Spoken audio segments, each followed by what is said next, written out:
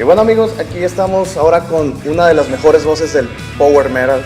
Aquí estoy con el señor Ralf de Primal Fear. Hola. Nice to meet you. Well, it's really amazing that you stay here in Monterrey. Thank you. How do you feel in this tour? Absolutely great. We love it. I love it when it's warm. I mean, it's a little very warm and humid, but basically I'm more the summer guy. So we have a long winter in Germany. We have something like 6 months drift and cold weather and raining. So I'm really happy to be in places like this. It's beautiful. Yeah. Well, tell me about Rule Breaker. How was the production? How was the process? How was the history of this album? The story is that basically we now have 5 writing members, and this is a great advantage because you always have 5 inputs too. And that makes it very much easier to collect ideas and to get a good song package together like we had on Rule Breaker. So basically we had more songs than are now on the album, but in the end it was a democratical decision what will be on the album, what not. The process was just like we were working on the previous albums too. We were just swapping files nowadays on the internet because Magnus is also a major writer in the team. He's living in Sweden, so we're changing ideas throughout the internet, sometimes do Skype sessions and sometimes just receive playbacks and do my ideas on it, and Matt already has ideas sometimes implemented in the songs.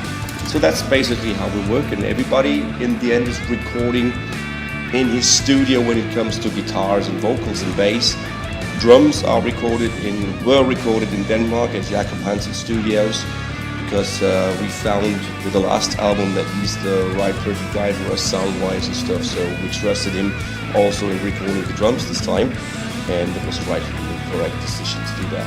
Well, I want to go to the past of your career. Mm-hmm. Who was the first contact with the music? My first contact with the music?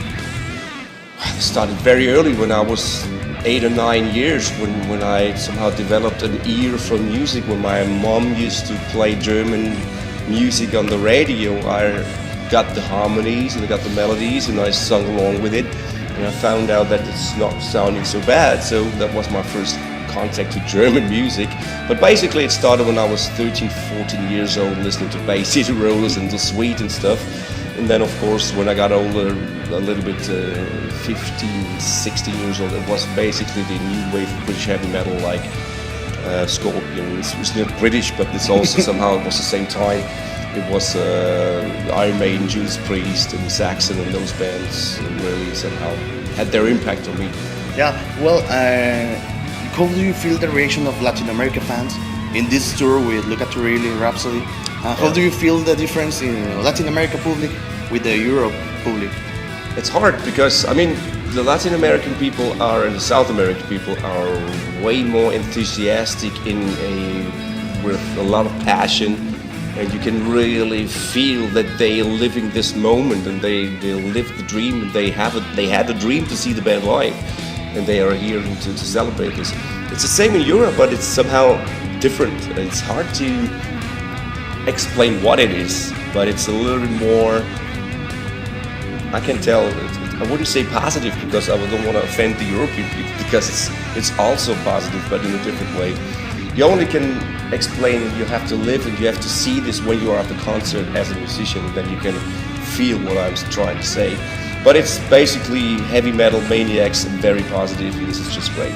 Well, to finish, what do you think about the new or the evolution of heavy metal? Do you think it's good? It's bad?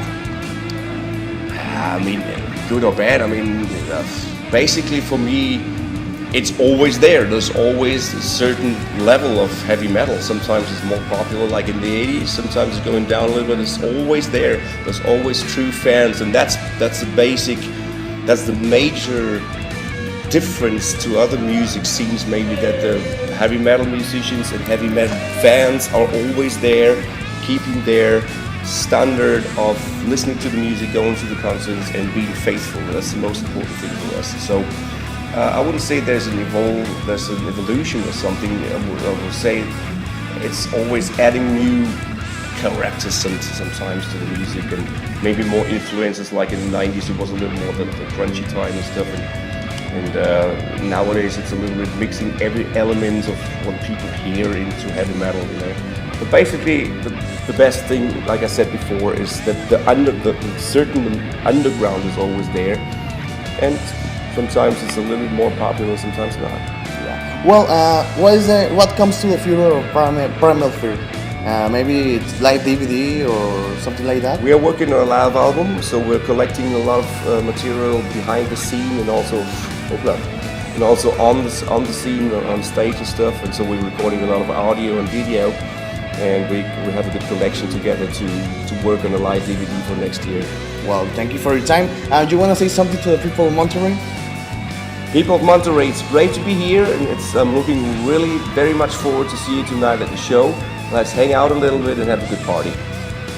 Thank you for your time, Ralf. Thank you too. It's really a pleasure. We were waiting for this concert so many times. Thank you. Now, it's a great day. Let's do it. Bueno amigos, aquí continuamos y bueno, muchas gracias por seguirnos y vean esto pronto.